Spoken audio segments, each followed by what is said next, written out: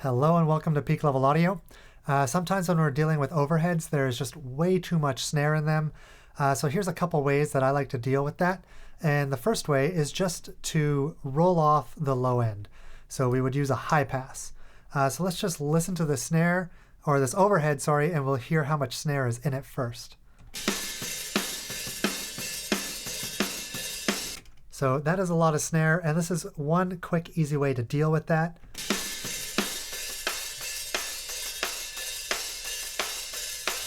So let's just A-B that.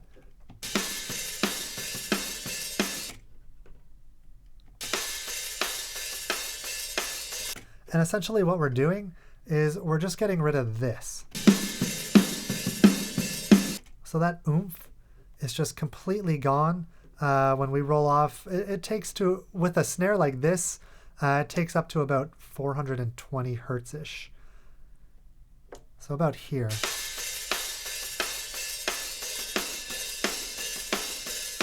In the 300s, we can kind of hear some of that body come back. It's still better. It's still definitely better. But for a snare this bad, I would say around 420 is as high as we would need to go to deal with that. But there is still that pinginess in there. So another way that I like to deal with this, if need be, is with limiting. So the nice thing about having a snare this loud in the overheads is when we compress it or limit it, it's going to react first to the compressor or limiter because it's the loudest part in the track. It's louder than the overheads. So let's just give an example here. Let's bring this threshold down to -7, and we link the threshold and the ceiling. So let's just give this an A-B.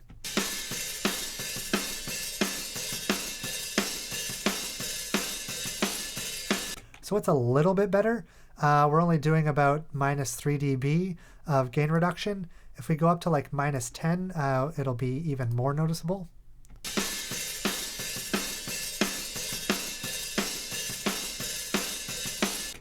And if we go to -12, I would say on this particular track, this is about the threshold of what we can get away with.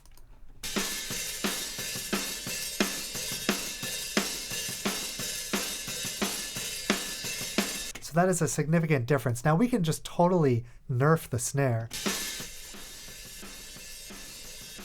But you can hear just like how much it degrades the cymbals, right? They're pretty much destroyed. So sure, the snare is gone, but the cymbals are not really usable. So it's really just a matter of finding that threshold of how much you can bring the snare down with the L1 before the cymbals really start to get degraded, because you'll notice, like around -10, for example, the cymbals don't really sound any different.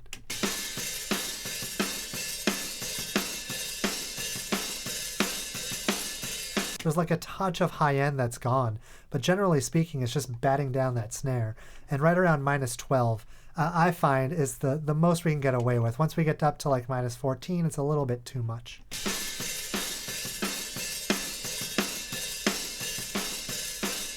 All right, the cymbals start to sound a little bit trashy, and we want to preserve the fidelity of the cymbals in the overheads as best we can. So it's just a balancing act of finding out how much we can bring down that threshold to reduce the snare while still maintaining the integrity of the cymbals. So those are the two methods that I like to use to deal with snare and getting rid of the bleed if there's just too much snare in the overheads, bearing in mind that we don't want to get rid of all of it, because that's what will help glue the drum kit together when we have the direct mics in there as well. If we had no snare, no drum shells in our overheads whatsoever, then everything would sound very disconnected. It would sound, if we just had a discrete kick track, a discrete snare track, and then discrete cymbals, things wouldn't really gel. They wouldn't really glue together.